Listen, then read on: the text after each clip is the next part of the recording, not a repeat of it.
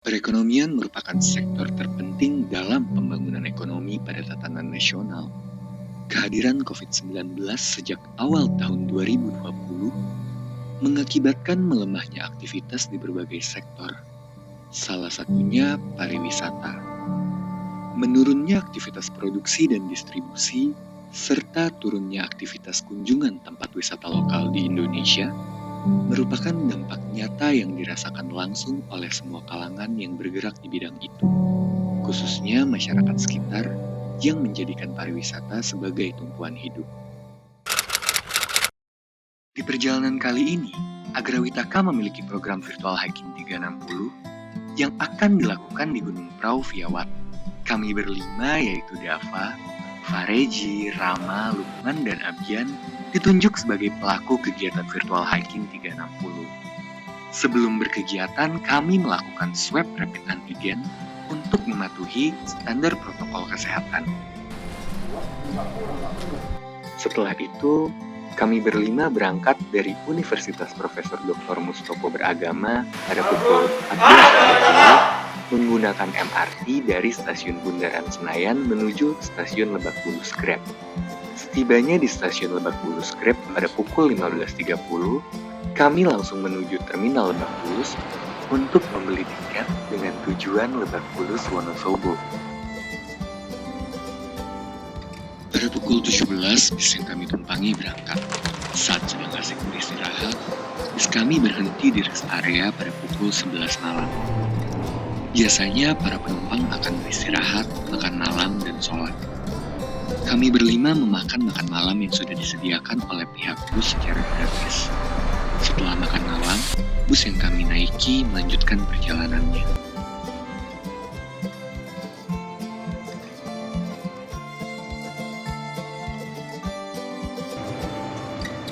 Pukul 4.30, kami semua tiba di Terminal Mondolo, Wonosobo. Sambil menunggu mobil bak yang sudah kami pesan, kami beristirahat di basecamp Oma Alam Mandala yang letaknya tidak jauh dari terminal. Mobil bak tiba pukul 5.30. Kami langsung berangkat menuju basecamp Prau via Wates. Di perjalanan, kami disuguhkan dengan pemandangan yang indah.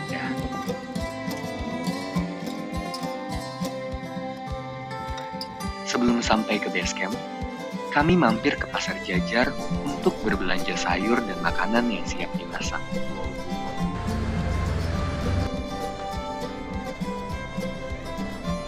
Setelah itu, kami melanjutkan perjalanan ke base camp Prau.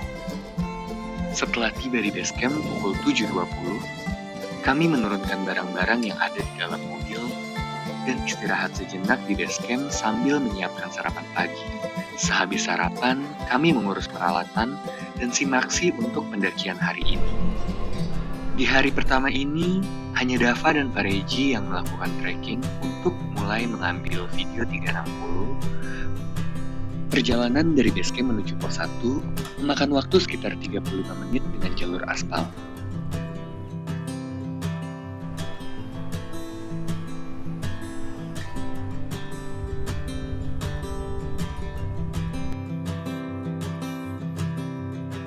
Setiba di pos 1 pukul 10.05, kami disambut dengan gapura yang menuju ke pintu rimba.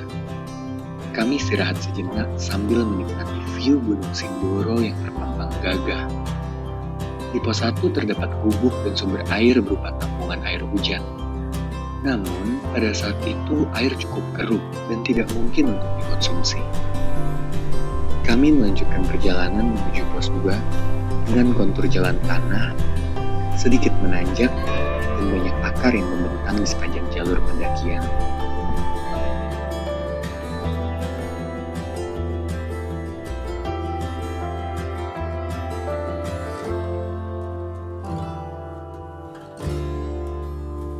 Setibanya di pos 2 dengan ketinggian 2122 mdpl, hanya ada batang pohon yang dijadikan tempat untuk beristirahat dan tidak dianjurkan untuk membuka camp. Pukul 11.30, kami melanjutkan perjalanan ke pos 3. Sebelum tiba di pos 3, kami akan melewati Taman Suropati. Di daerah tersebut terdapat lahan yang cukup luas, namun tidak dianjurkan untuk camp di tempat tersebut karena banyak pohon yang tumbang disebabkan badai yang cukup kencang. Untuk menghindari kejadian yang tidak diinginkan, jangan coba-coba untuk camp di Taman Suropati. Di perjalanan menuju pos 3, vegetasi sudah cukup terbuka. Ketika tiba di pos 3 pukul 11.45, kami disambut dengan lahan yang cukup luas, kontur yang landai, dan banyak pohon yang menahan angin.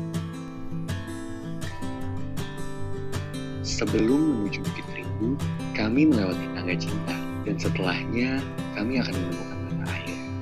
Tapi pada waktu itu, jalur air terputus karena longsor. Kami pun bergegas turun ke base camp karena masih harus mewawancarai kedua di base camp Perahu Via Wates. Assalamualaikum, nama saya Waris, asli Desa Wates. Saya pengelola base camp Gunung Prau Via Wates. Sejak dibuka jalur pendakian, kami dan teman-teman pengelola Gunung Prau Via Wates kebanyakan petani, aktivitas di ladang. Dilihat sekeliling kita itu banyak kebun-kebun, itu milik warga Desa Wates juga. Dengan adanya pandemi COVID-19 ini, mungkin mereka tidak nyaman, tidak lepas seperti dahulu kala sebelum ada pandemi. Jadi untuk di ladang, kadang itu takut dengan adanya virus tersebut. Dampaknya sangat besar sekali, Mas, yang terutama yang di pariwisata khususnya itu pengunjung berkurang. Dari teman-teman base camp, guide dan porter itu sangat terganggu atau sangat minim untuk penghasilan. Contoh seperti tahun-tahun ini seharusnya itu porter itu bekerja semaksimal mungkin, dikarenakan ada virus tersebut, jadi untuk pengunjung pun berkurang pesat sekitar 75%. Harapan kami cepat selesai, cepat nggak ada virus seperti ini lagi, jadi kita bisa beraktivitas seperti dahulu kala. Harapan kami semoga ke depan Masnya beraktivitas sini, mungkin bukan cuma satu kali ini, mungkin akan sering ke sini, sering membawa tamu lokal maupun mancanegara. Jadi harapan kami dari Mas supaya bisa mempromosikan jalur kami yang masih lumayan sepi ini. Sepi pengunjung, mungkin dengan adanya Mas dan kawan-kawan kita bisa mengharap supaya di jalur kita lebih dikenal lagi. Di pagi hari yang cukup cerah, kami semua packing dan sarapan pagi.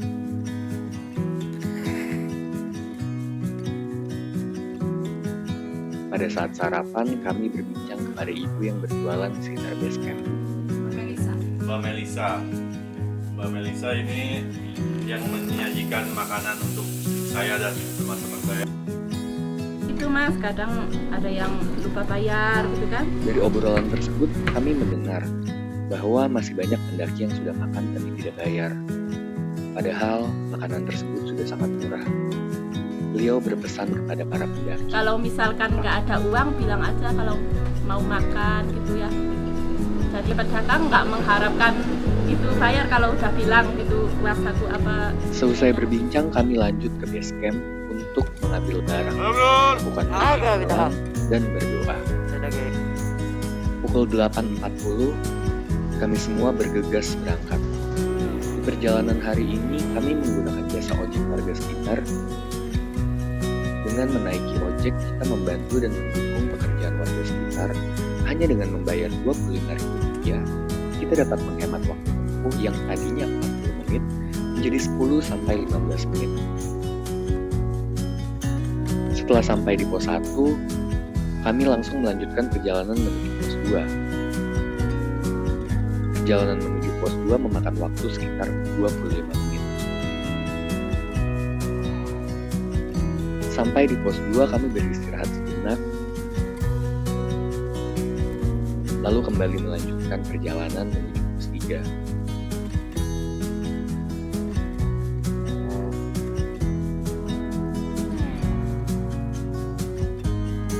Perjalanan dari pos 2 menuju pos 3 kami tempuh dalam waktu sekitar 25 menit juga. Sesampainya di pos 3, kami berhenti untuk mengambil air. Sumber air di pos 3 berupa pipa paralon yang mengaliri air menuju desa.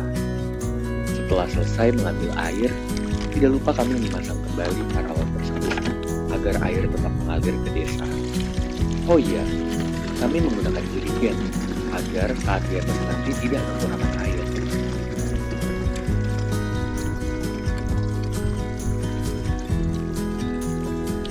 Semua air telah terisi. Sekarang waktunya melanjutkan perjalanan. Kami melanjutkan perjalanan rindu untuk membuat camp di situ. Kami mendapat rekomendasi dari warga yang baru turun dari puncak untuk camp di Bukit Rindu karena anginnya tidak terlalu kencang dan view-nya bagus. Memang, Bukit Rindu adalah tempat favorit para pendaki yang menaiki perahu via Wates. Bukit Rindu menjadi ciri khas dari jalur pendakian. Sesampainya di Bukit Rindu, kami langsung mendirikan tenda dan flysheet. Kami mendirikannya serapi menit agar nyaman untuk beristirahat. Setelah tenda berdiri kokoh, kami segera mempersiapkan makanan ringan untuk menjadi makan siang pada hari ini. Setelah makan siang selesai, kami lanjut mewawancarai Dava dan Fareji. Pasti kalian penasaran kan? Kenapa kita melakukan virtual hiking 360 ini? Di sini kami akan menjelaskan. Saya sendiri Muhammad Dava Rahman sebagai ketua pelaksana kegiatan virtual hiking ini. Ada Abian, ada Rizika Ramadansyah, ada Ahmad Farezi dan Lukman Hakim. Tujuan kita di sini ingin membuat video virtual hiking, yaitu dimana kita menggunakan kamera 360 derajat, jadi kita dapat melihat dari berbagai sisi trek atau gunung yang kita buat videonya. Video tersebut dapat dikonsumsi oleh semua orang, jadi semua orang dapat melihat bagaimana kondisi pada saat ini, pada saat pembuatan video, pada saat trekking dengan kamera 360 dari berbagai arah. Yang pertama-tama, kita sebelum melakukan virtual hiking ini kita memilih Gunung Prau karena gunung yang salah satu digemari semua orang karena memiliki view yang bagus. Yang kedua, kita melakukan latihan fisik di sekitaran rumah kita supaya tidak ada kendala saat melakukan hiking ini. Yang ketiga, kita melakukan tes antigen supaya kita mengikuti protokol kesehatan. Setelah mewawancarai Dava dan Fareji, kami kembali ke tenda dan lanjut memakan masakan yang sudah disiapkan oleh Lukman. Setelah makan malam, kami bersih-bersih dan evaluasi serta briefing untuk esok hari. Pagi ini terasa seperti mimpi. Melihat keindahan Sindoro, Sumbing, Merbabu, Merapi yang begitu menawan. Ditambah lagi cantiknya sunrise, membuat kami tak mampu berkata selain puji syukur atas karyanya yang masih bisa kami nikmati. Setelah sarapan, Dava dan Kumang kembali melanjutkan pembuatan video 360 dari pos 3 menuju puncak, dan sisanya yang lain menyusul. Dari pos 3 ke Bukit Rindu membutuhkan waktu 25 menit. Sepanjang jalan, kita akan melalui anak tangga dan jalan yang terbilang landai. Sebelum sampai ke Bukit Rindu, kita harus melalui jalur yang cukup menanjak.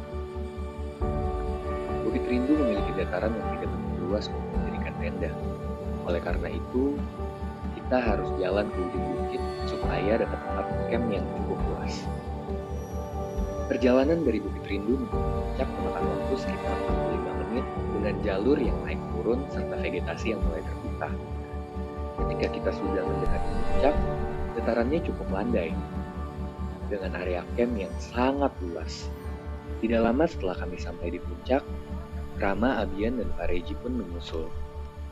Kami bertemu dengan Mapala di puncak. Kemudian disuguhkan makanan. Tidak lama setelah itu, hujan turun cukup deras. Kami bergegas membuat flysheet untuk berteduh. Setelah hujan reda, kami semua turun ke Bukit Ria.